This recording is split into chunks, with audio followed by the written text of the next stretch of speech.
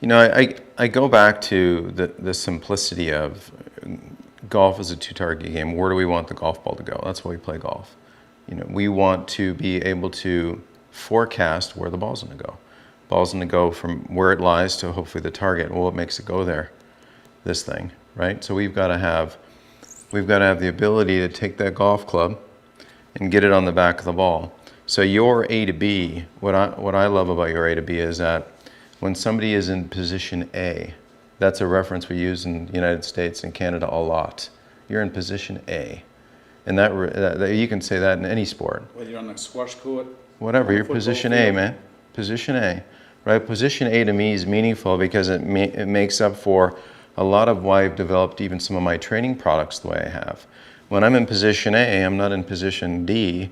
I'm not in all these funky positions. I'm in position A, a simple way of taking the club head from a nice, powerful top of backswing position to the back of the golf ball. The club's target is the ball. The ball's target is the fairway or the flag or whatever part of the green you're aiming at. So I build up somebody in a nice position A, not some funky position that they're going to have a hard time going A to B, a lovely position A. So There's some clarity there. There's a simple clarity there. And they go, oh, okay, I can see how most of the best players do that. There's always people on the outside of the bell curve that have some, more idiosyncrasies at the top, whatever, but most of the good players, position A. And being Canadian, I like to say A a lot. A? Yeah. Okay, so the A to B, that's saying that up front is a good entrance to helping a student get a clear picture of what they need to. Absolutely. Let's build a decent top of the backswing position that makes a lot of sense, that has what I like to call structure in it, so that they can take the club powerfully to the back of the ball.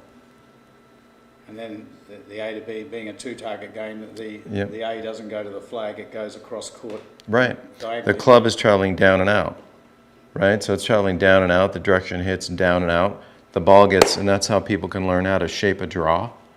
Very, very simply, right? It's not some sort of shape that isn't A to B. It's because we could say people think that they have to do so much more when they don't build a nice position A that they really can't go A to B from the top of the swing easily to the back of the golf ball.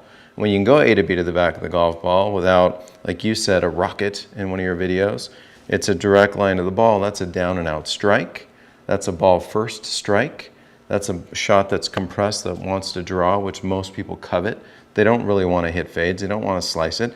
Some, stronger, super high-level players don't mind shaping a fade by and large, and they set up a little differently for that. But for the golfer that wants to get better, an A to B strike, club head to ball strike's their strongest strike.